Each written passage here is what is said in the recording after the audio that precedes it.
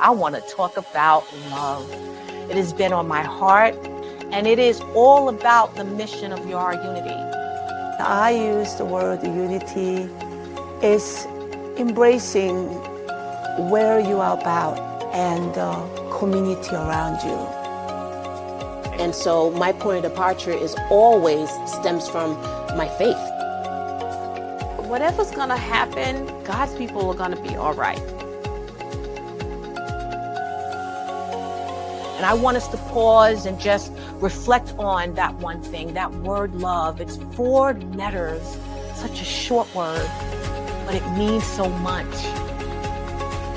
And that energy naturally exudes, Yes. and people are attracted to those things.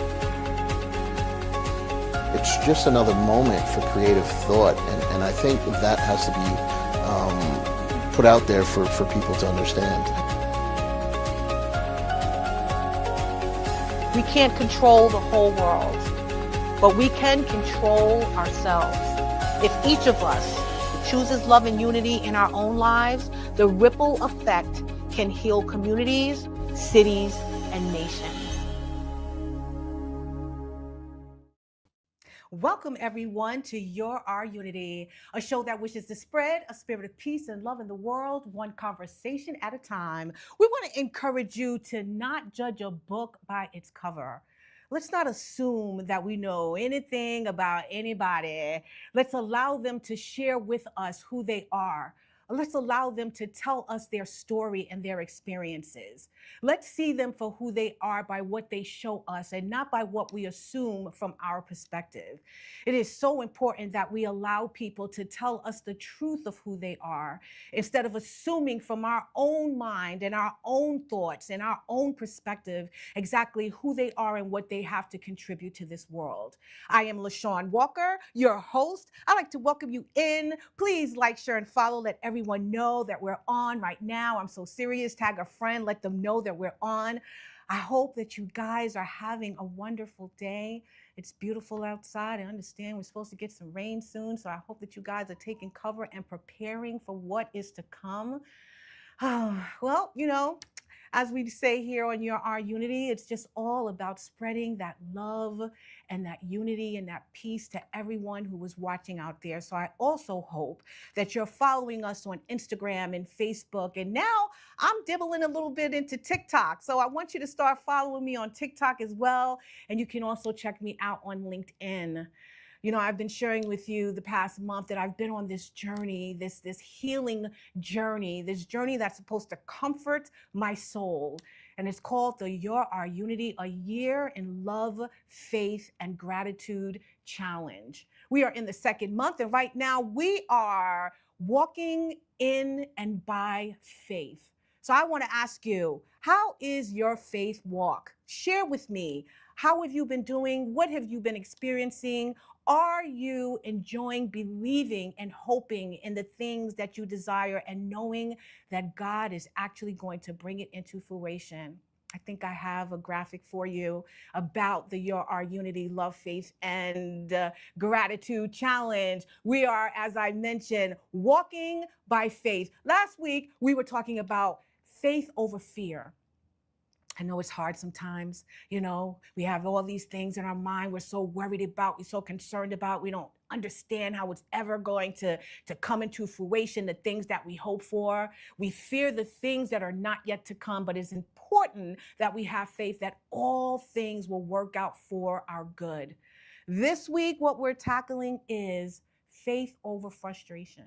There was a time in my life that I literally was just so upset about everything that I couldn't control. I constantly was sitting up there trying to come up with a plan, an exit plan, an entry plan, any kind of plan, focusing on my outcome and my desires instead of just letting God handle it and letting Him show me what path and journey He actually wanted me to walk on. So in that, I decided to stop being frustrated. I'm not going to hold on to the anxiety, the angst. I'm not going to hang on to just the confusion and the doubt. What I'm going to start doing is just believing that all things will work out exactly how they're supposed to for me because of God's plan and not mine.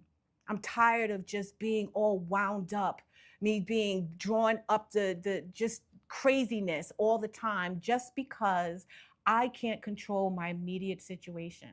I'm going to tell you something.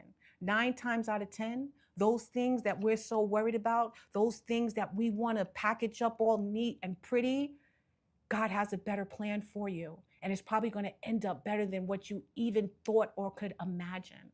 So it's time that we stop being frustrated with the situation, our marriages, our home situation, our relationships with our children, any problems we may have at work, even our own personal feelings towards ourselves. And maybe even those things that you hope for, those dreams that you want to fulfill that aren't happening as quickly as you thought that they would. Let go. Just let God map it out for you. Don't sit up there and be frustrated in what the outcome isn't and have hope for what the outcome will eventually be. And 9 times out of 10, as I mentioned, it's usually so much better than what we even imagined. So I hope that you guys are going to join me on this journey. I post almost daily about what the task at hand is. And as I mentioned, this month we are in walking by faith, being in faith, having faith. It is so important that we stand in it and we live by it in order for all that we desire and all of the dreams that we have in our heart and all that we want for our lives and our family will actually be realized. So today I'm going to talk to you and talk with you actually about an amazing gentleman that I met a few months ago. He had faith. He had faith in who he was. He had faith in what he had to offer the world. And he had faith in the journey that he is on and about to take, and knowing, I'm sure, that it was all instilled in him by God. And his faith and belief that everything that he hoped for, he would actually accomplish if he just put in the work. So this conversation today is going to be amazing. And we're going to be speaking to the just recently minted Dr. Wilfredo Gomez. And the title of the show is The Art of Being Seen, Disability, Creativity, and Culture. And as I mentioned, we'll be speaking with the amazing Dr. Wilfredo Gomez. He is a scholar, educator, researcher, and advocate whose work explores the intersections of disability, culture, hip hop, identity, and representation. He recently earned his PhD in criticism and culture from the University of Cambridge, where his doctoral research focused on artist and activist Leroy Moore, co-founder of Crip Hop Nation. His work examines how disabled creatives use art, music, performance, and storytelling to tell their own stories, challenge traditional narratives, about disability, and preserve their contributions to culture and history. Dr. Gomez is also a graduate of Harvard University, where he earned a master's degree in education leadership, organization, and entrepreneurship. He also holds graduate degrees in Africana Studies and English from the University of Pennsylvania and Bucknell University, respectively. His research and advocacy continue to expand into disability policy, accessibility, and creating more inclusive experiences for disabled communities. He is also launching Productive Bodies and consultancy focused on helping organizations develop meaningful strategies to improve the disabled experience. In 2026, Dr. Gomez begins a new chapter as the Janice S. Robinson Postdoctoral Fellow at Teachers College, Columbia University, where he will continue building upon his work at the intersection of scholarship, advocacy, culture, and change. At the heart of Dr. Gomez's work is an important message.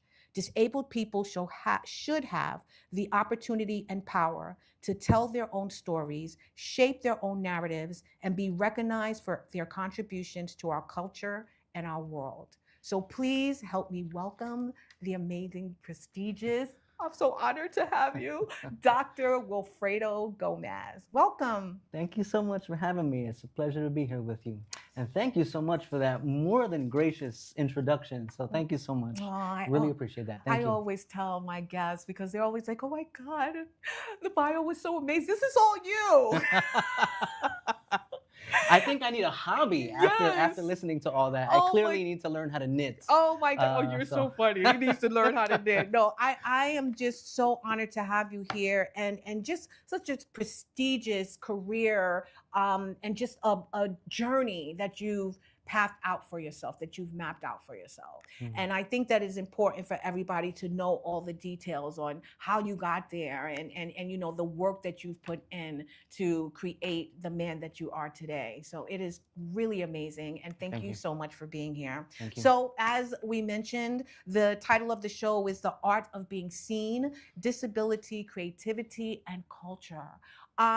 First, if you wish to share, tell me a little about your upbringing and how you arrived at this space right now. Yeah, wow, that's a really great question and a great get to know you question, right? I think a Mhm. lot of times when we talk about feeling seen or being seen, sometimes when we're getting to know people, we don't ask the kinds of questions where you walk away feeling like you know something about who the person is, what they stand for, and how they arrived at where they've gotten to. But how it is that they come to occupy space in the world. So that's a really great get to know you question. I would say that I grew up in Perth Amboy, New Jersey. Mhm. It is a small working class immigrant community. Okay. I think the wealth of representation across the Latino community was there.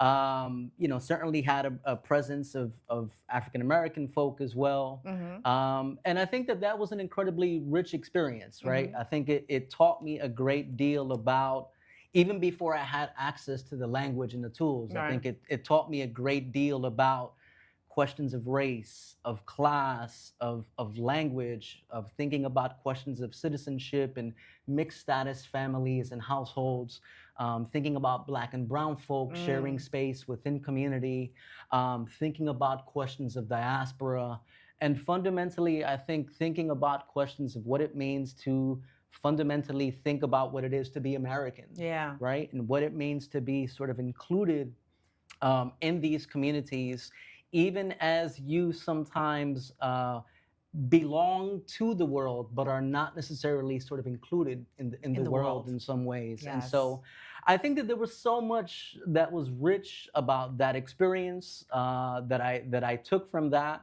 I carried with me whenever I was in other similar multicultural spaces, Right. although they looked differently. I think so that was a very unique lens. I think I also grew up a sort of first gen low income college student, and so Okay. I had that experience as well.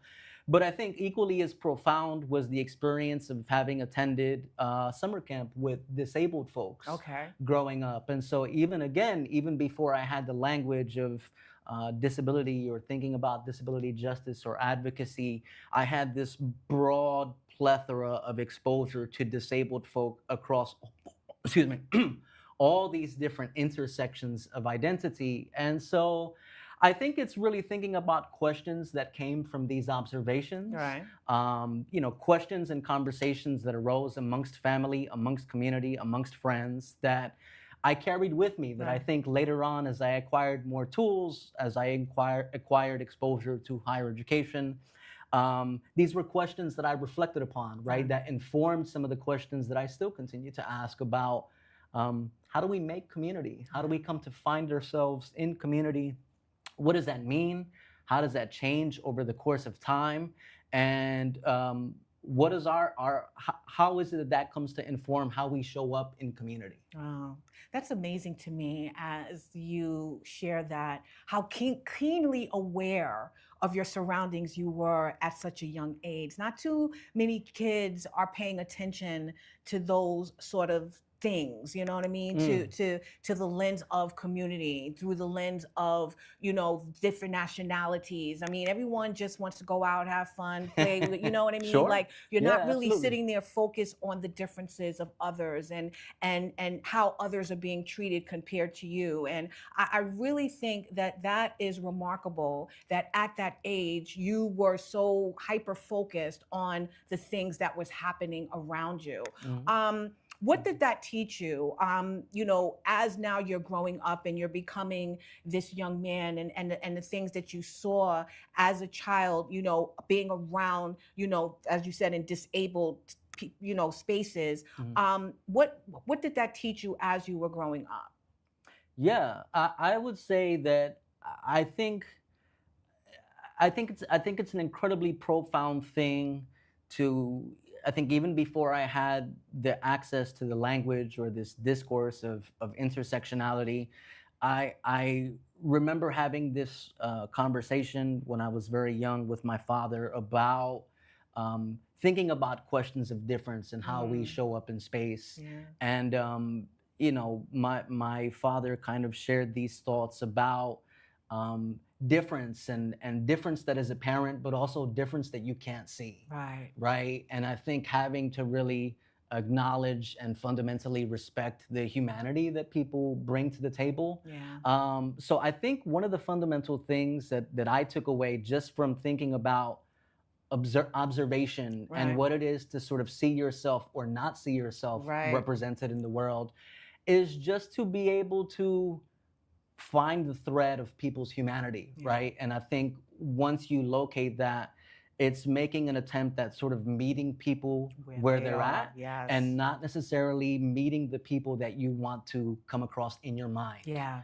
right? And Yes. so I think I learned adaptation, Mhm. right? And I think I learned how to sort of find inroads with people. Right. And I think it was really trying to find that common ground through which we can have a conversation, Right. right? I Or love some it. sort of semblance of understanding where I see your humanity, but I want you to recognize mine as Right. well. So I think fundamentally it's one of adaptation. I think that's fabulous, because that's really, you know, what our message here at Your Our Unity: meet people where they are. You know what I mean? And we have to look at people under the assumption of the fact that they love first, they have peace in their heart first, they have unity. Let you show me different, you know? Yes. But I would prefer to assume or think, I don't, because I mentioned earlier in the intro that it's not assume who people are, but you want to believe that they have that in their heart first, and then have the dialogue, have the conversation,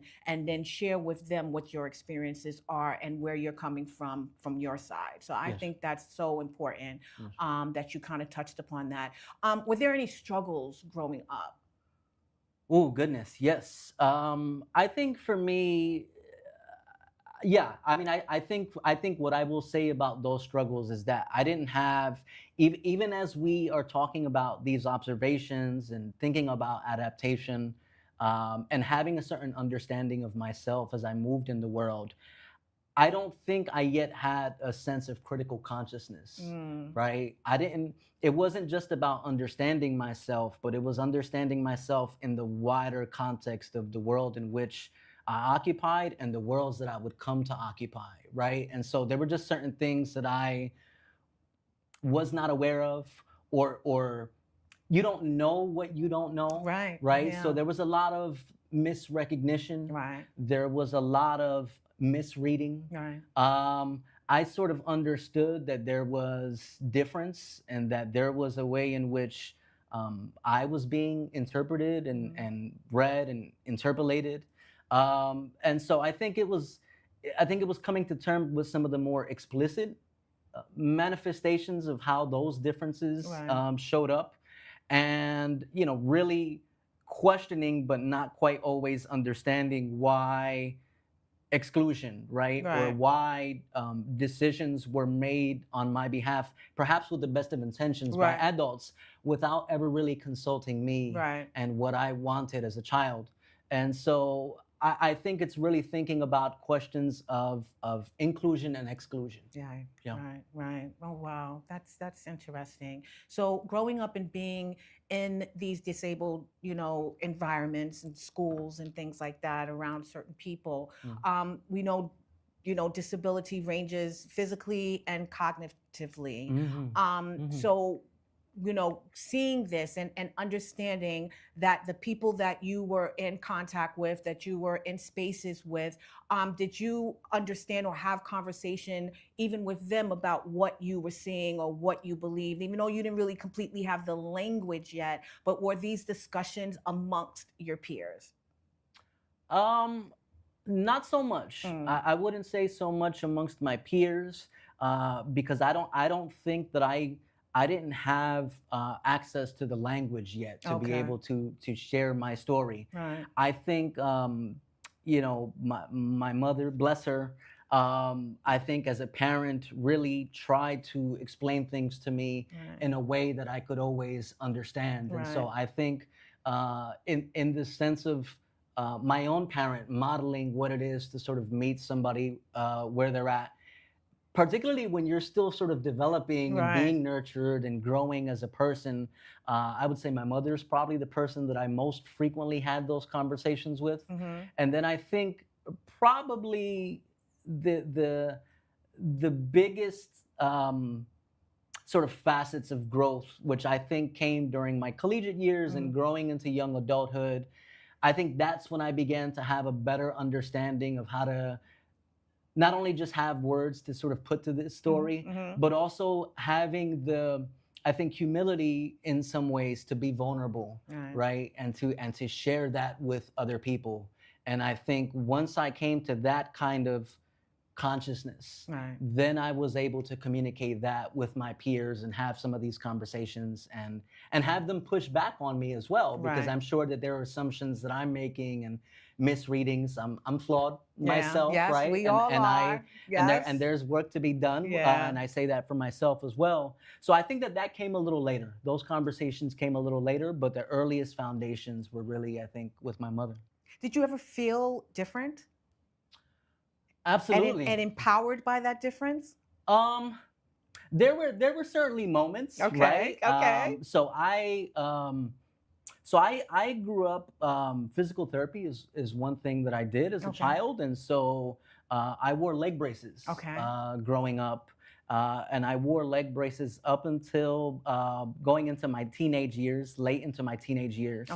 And so, I would go to school and I wore sneakers that were like 5 times larger than what my actual sneaker size was. And so I think about something like athletics. I mean, I grew up a basketball fiend. Wow. And so I remember distinctly sort of one instance of, playing in a pickup game with some friends. And I think one person that was sort of guarding me during the game got hurt, right? And he's like, "Oh, we're even now, right? We're evenly matched in terms of physicality and physical ability." And I'm like, "Well, you're injured, right? As opposed to this body that I'm in, disabled as it may be, this is my norm, right? And so I'm just gonna kind of abuse you on the basketball court and take advantage of that injury, right? And so I think those were instances where you kind of come to understand those differences.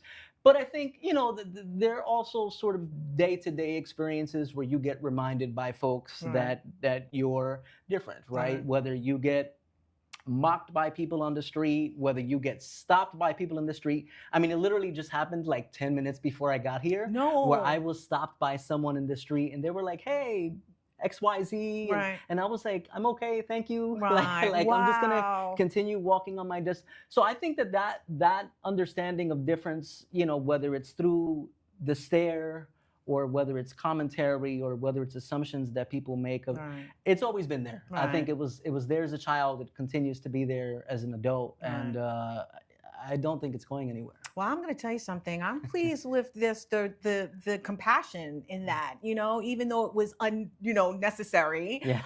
It's still just the fact that there was some compassion there, from others. Well, we know the title of the show is The Art of Being Seen, Disability, Creativity, and Culture. What does that mean to you? And where do you think we should start in changing sort of the narrative for people and not understanding what that means? Yeah, I mean, I think that there's so much to unpack, right? I think when I think about that phenomenal title, which I may have to borrow at some point, right? I will quote you. I will Okay, cite you. okay, all You. right. You will get a footnote and a shout out, Yes. absolutely, as do the viewers. I think for me, it's fundamentally really thinking about. Um, I think privileging disability Right. in the same ways that we would think about privileging any other identities as a Yes. site of creativity, as a site of genius, as a Yes. site of nuance, of critique, and a lens through which to see the world, and really centering that as a part Mhm. of conversation, and really thinking about what emanates from that Right. for thinking about questions of culture, of justice, of inclusion, of questions of accessibility, thinking about how we occupy different spaces, whether it's the basketball court, whether Right. it's schooling or other spaces. I think it's just fundamentally privileging that as the focal point from which you begin a conversation. How do we begin to do that? I think that's a bit tricky because I think that we might make the argument that Right. one of the ways that we fundamentally think about difference in this country Right. is along questions of race, right? And we think about a kind of racial reckoning and the ways in which this country hasn't yet adequately wrestled with the history of race and the making and the unmaking of race, right? There's Yes. so much that we still get so incredibly wrong, Mhm. right? And so I think that I always think to myself, where does that leave space for thinking about other conversations around difference, let Correct. alone their intersections, Right. right? So whether we're thinking about race or gender or class or sexuality Mhm. or disability. So I think it's fundamentally thinking about broadening the scope of our lens of understanding. I think one of the things I like about questions of culture and representation and popular culture in particular, which is one of the primary vehicles that drives my work, Mhm. is that I mean, we think we know something about people who are fundamentally othered because we consume them through popular culture, right? Right. Whether it's through music Yep. or movies or film or television or just, right? And so, our guard isn't always up when we're thinking about questions of culture, right? And so sometimes that becomes a really interesting common ground to tell different stories, but begin to sort of complicate narratives in really small but significant ways so that we bring people along Right. to little by little, right? Having a more broadened, more complex understanding of what it means to just embody a Yes. particular reality. You know, I totally agree with that. And I agree with the fact that it is the perception of, you're not seeing past, to me at sometimes, what the disability is. And we're not questioning your talents and your gifts and your calling and the things that you hone and you own that you Mhm. could be sharing with the world as well.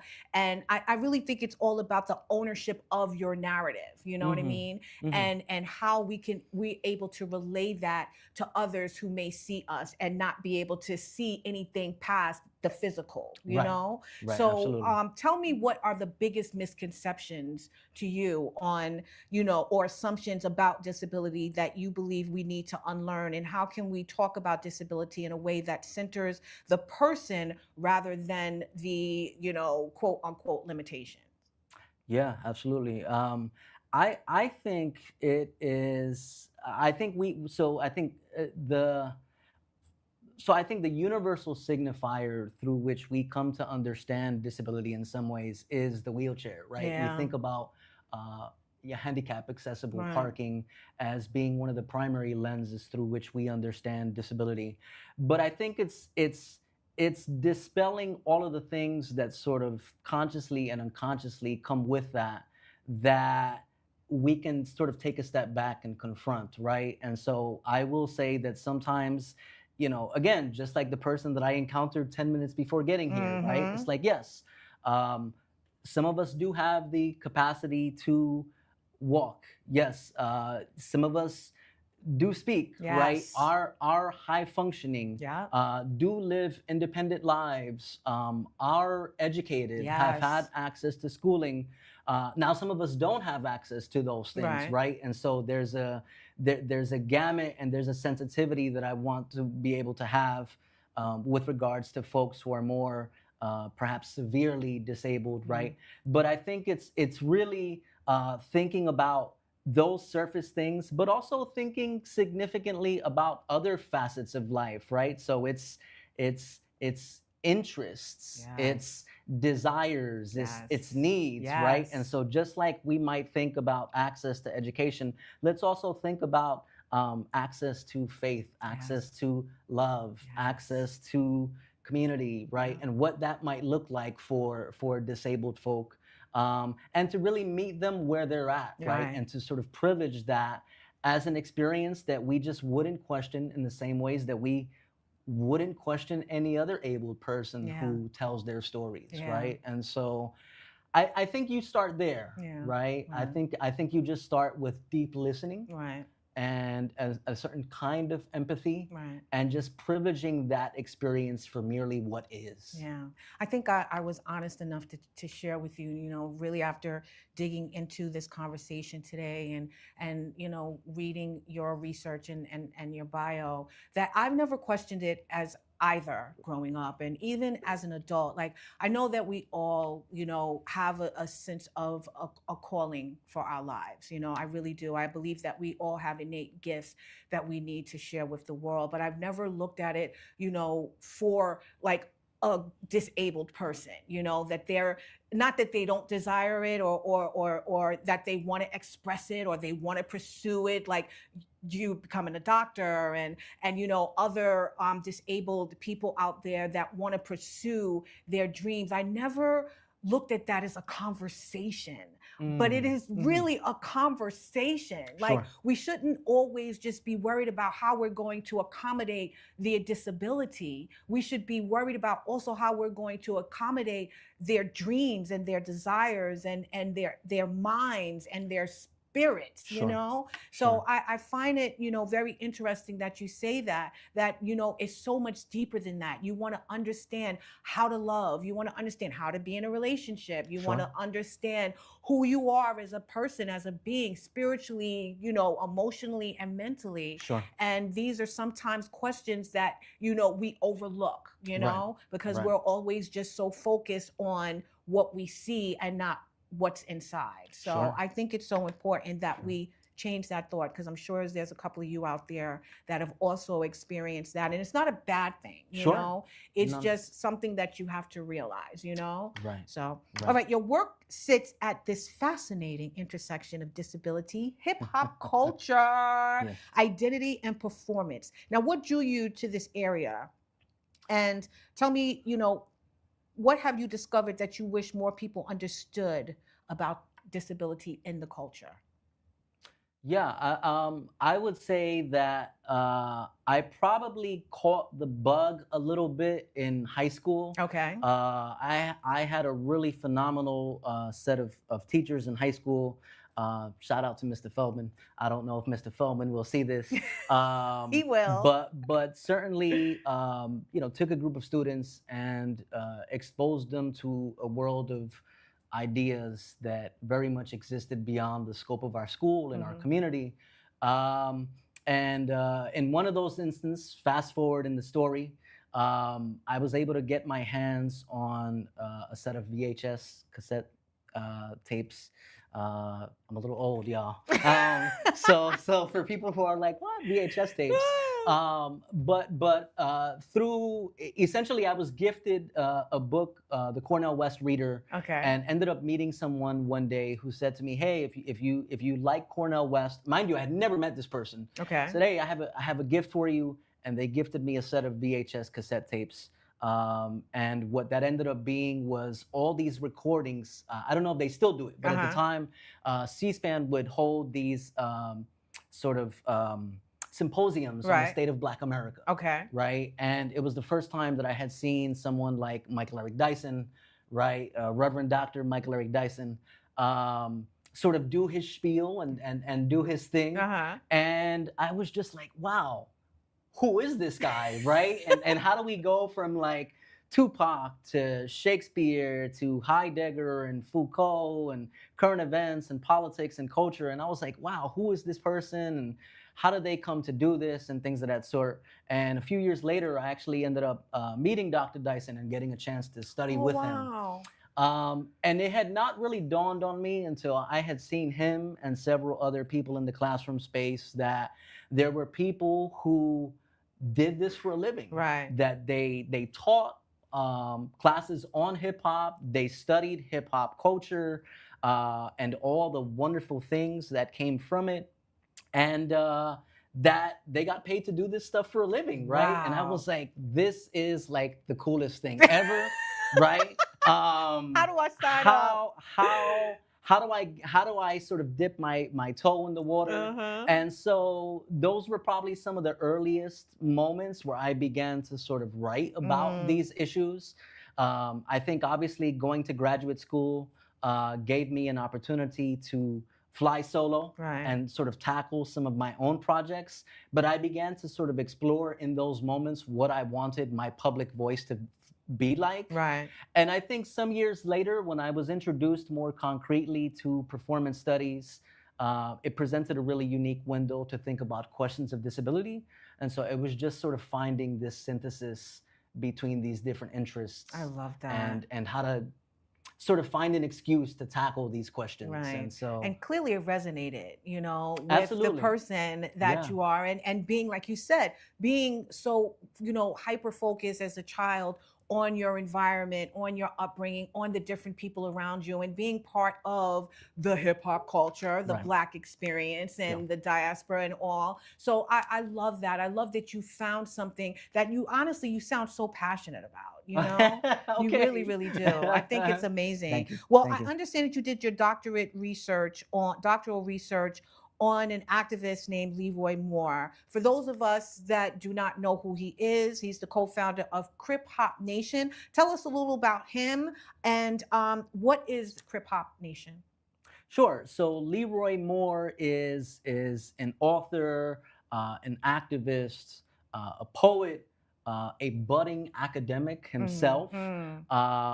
His parents are sort of loosely affiliated with the Black Panthers. Okay. So he sort of grows up splitting his time between New York City and Connecticut. And some of the sort of earliest tenets of activism for him, I think through his parents' activism, is really sort of understanding this question of policing, of questions of accessibility. And so as early on as maybe 14, 15 years old, he's writing and advocating for or against instances of police brutality in the Black community. Okay. He is sort of showing up at community events, and he's an organizer as a youth.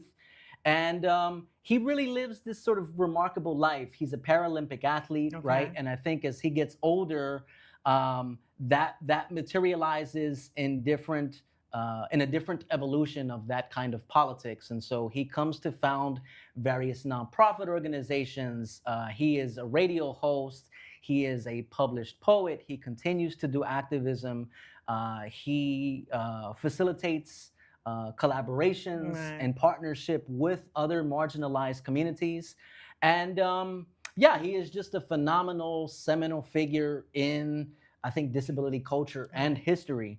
I think in the mid-90s, he comes to have this sort of critical consciousness moment, if you will, where he really, he spends some time in London and finds this incredibly vibrant Black British disabled community. Oh, wow.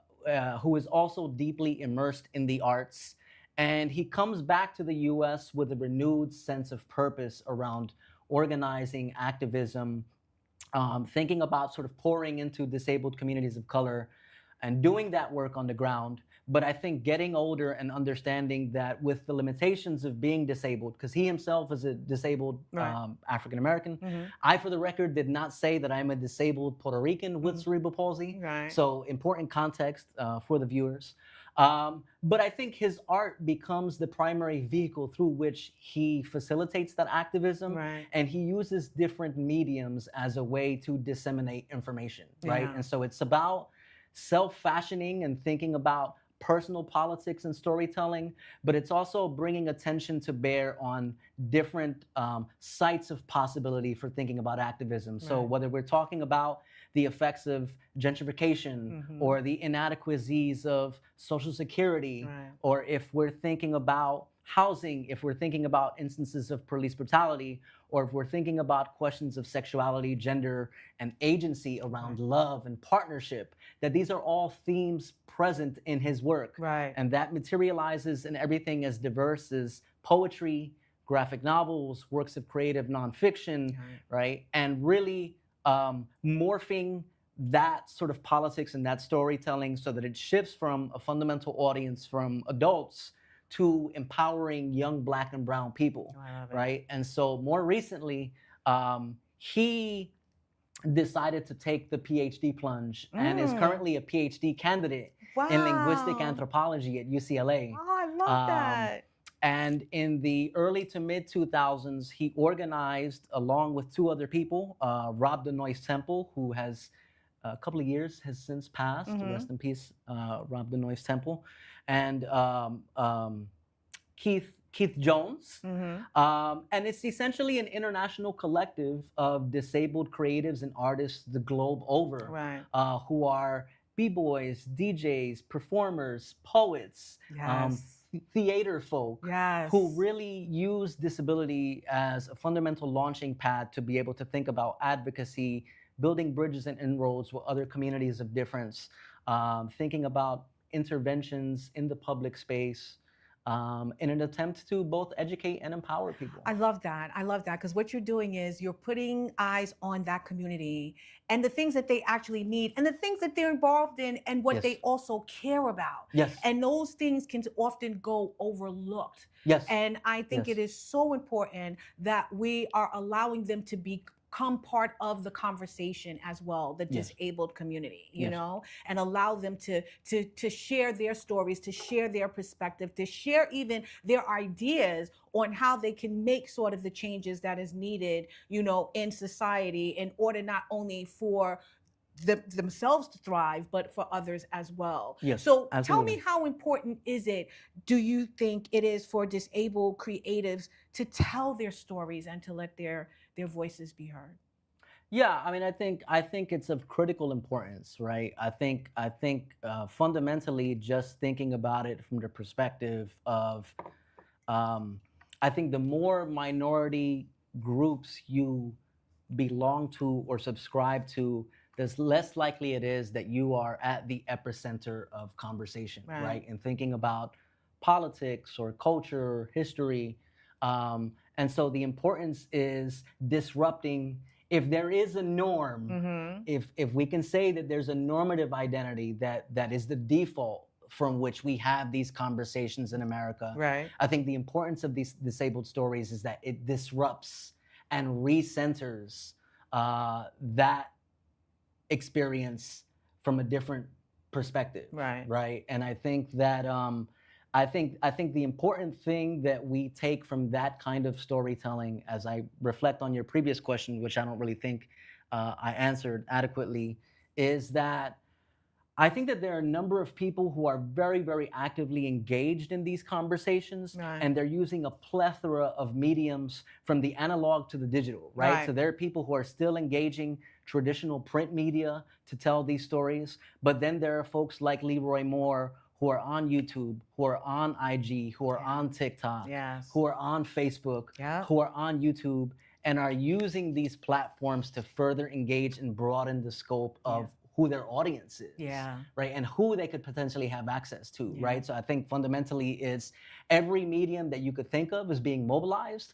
all with the intervention of really disrupting who and what is the default go-to Yeah. for what these conversations look like. Which I think is important, and allowing them to actually tell their story from their truth instead of having someone tell the story from their eyes, you know, because I think that happens a lot in entertainment, in the movies, even in music. Sure. They're telling the story from their perspective and not bringing in the actual person to tell their story. So Yes. I think it's very important that you're broadening in that, and that you have people that are actually now taking on that job, taking the mantle and saying, I'm going to share the story from my community, and not let you come in and just be a viewer and then trying to retell it in your way. So I think that's fascinating. I really, really do. Now, your research also looks as art as an archive, a way of preserving history.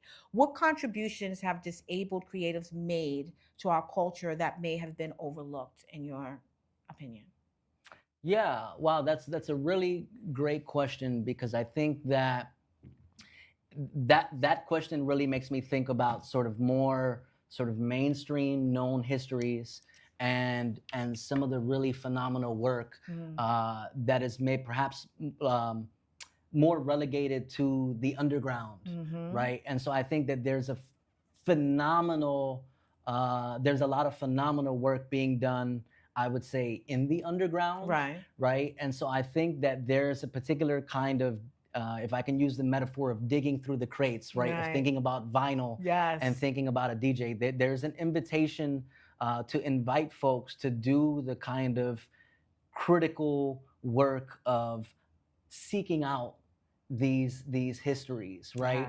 And I think it's not just seeking out those histories, but I think privileging them in a way where you give disabled folk access to the mainstream, so they could amplify and disseminate these stories, which I think that's something that Leroy Moore and the Crip Hop Nation have been doing phenomenal work for many years, right? In terms of like, we specifically want access to the mainstream, right? So like Netflix, holla at us, right? Hulu, right? A lot of these other platforms. I think that there are instances where I see increasingly as of late more narratives sort of being slowly introduced through some of these mainstream platforms. I don't know that it's the sort of dominant narrative that's being communicated, but I think that it does suggest that there is an opportunity there to tell more stories, to tell more nuanced stories, and I think to tell stories that get disseminated in the mainstream, right? And I think it's not just giving them the sort of airspace to be able to be present in the narrative, right? But then it's having a critical conversation about what that representation means, right? And so I'm trying to think of like instances which escape me at the moment, right? But I can't help but think about one film that I did write about, which was, I think, Bird Box, if I remember the film with Sandra Bullock and sort of this chaotic moment in society. But I think at the end of the film, you know, that it's disabled folks and the visually impaired community that create a kind of I don't want to say a utopia, but they create a safe space that allows able-bodied people to exist and thrive in the world, right? Because it wasn't, it was really the non-normative body and experience in some ways that was the safe haven. That really was the saving grace of the rest of humanity, right? But I think one of the things that motivated the writing of that piece was, who would have that conversation, right? Like, I thought it was the most fascinating thing in the world, right? And it's just like, okay, there's something here. There's a thread that we can pull to have a fascinating conversation that is food for thought. But at the same time, how do we invite others to the table to have this conversation so that it changes the perspective about what's possible in terms of representation, and then what that allows in terms of critical dialogue? I love that, and I totally agree with you. And I understand that you are now forging sort of like a consultancy that's going to fill that space in a way, right? With productive bodies. We have like less than 10 minutes before we end. I want you to tell me a little about what Productive Body, you know, actually is going to offer. Sure. So I think Productive Bodies, I think, is going to attempt to offer, um, workshops, seminars, consultancy services in partnership. I would like to imagine with school systems, with nonprofit organizations, with um, corporate America, partners in corporate America, cultural organizations, that it allows the privileging again of disabled voices, disabled bodies, and the experiences to better inform how it is that we go about the everyday practice of maneuvering in the world, right? And how does that impact cultural production? How does that impact consumer services? How does that impact curriculum development? How does that impact teaching? How does that impact workplace cultures? Right? And so it's really thinking about working in tandem with different partners to center the needs, voices, experiences, etc., of disabled folk to just better inform everyday practice. Right? So that the question of inclusion and access is not something that we solely pay lip service to as a byproduct of diversity. Right? But it's something meaningful, something substantive, something that we've internalized as an inherent fabric of our identity.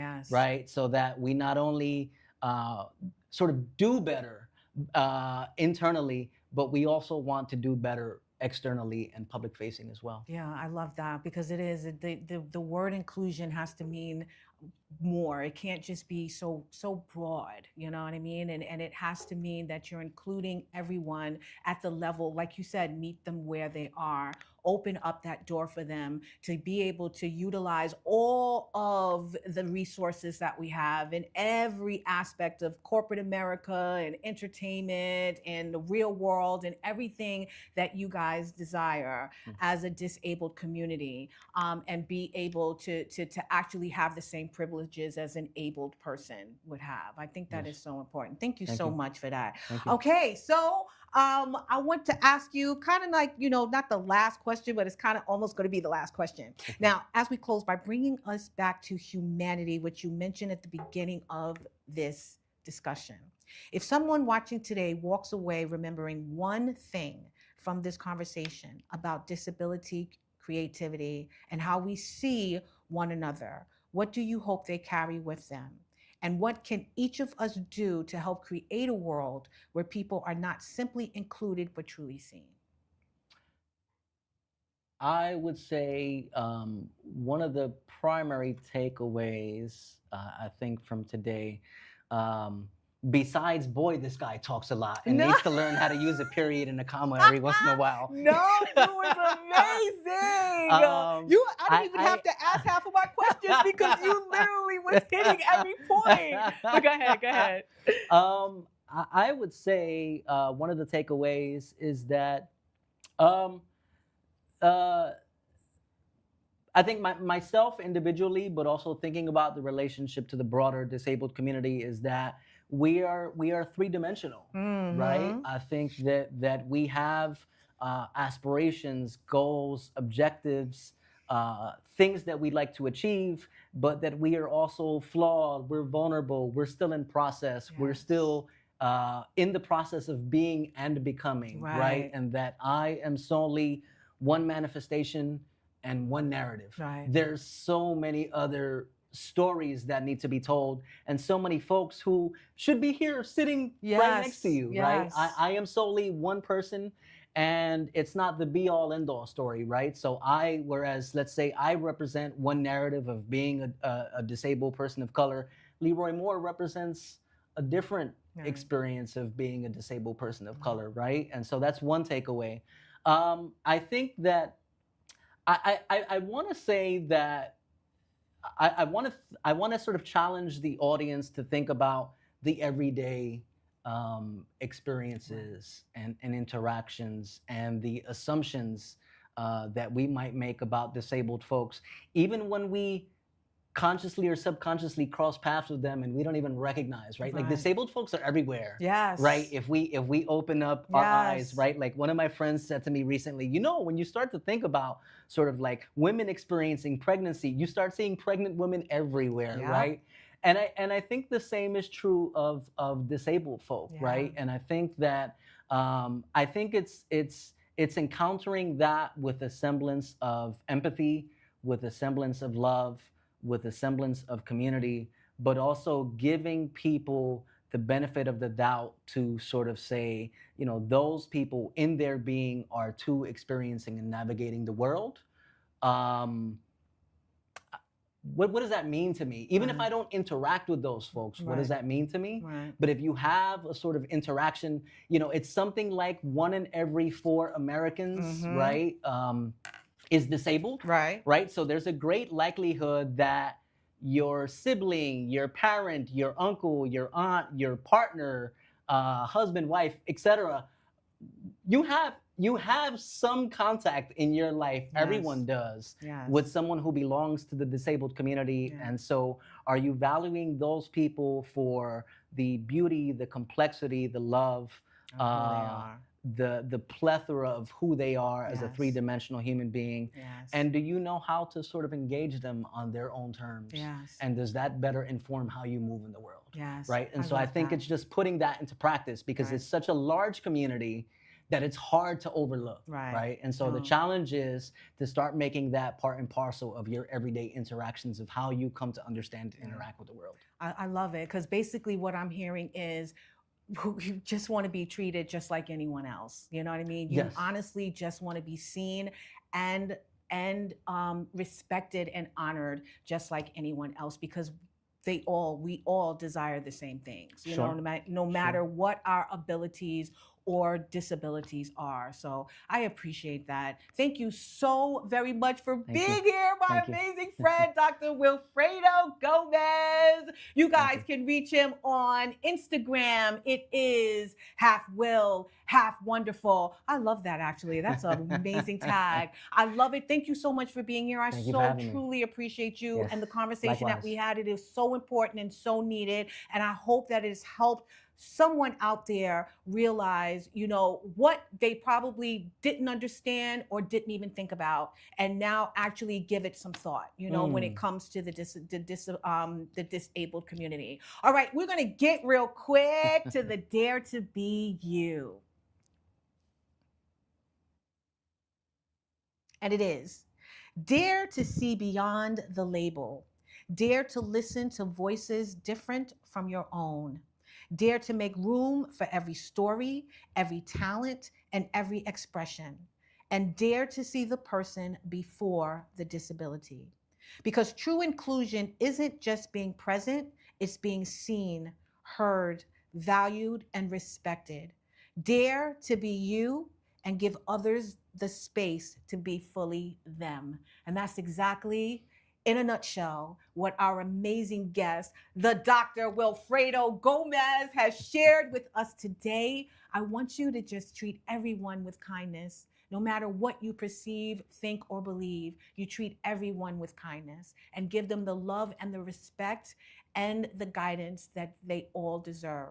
I'd like to thank you so much again, Dr. Gomez, for coming to the show. I want to thank you, the audience, for tuning in to another fabulous episode of Your Our Unity. Please remember that peace and love is in the palm of our hands. So let's go out there and be some love, share some love, and just walk in love. We will see you here in 2 weeks. And in the meantime, please remember that I love you, and I hope that you'll have a good evening. Say good night, Dr. Gomez. Good night, everyone. Thank you for watching.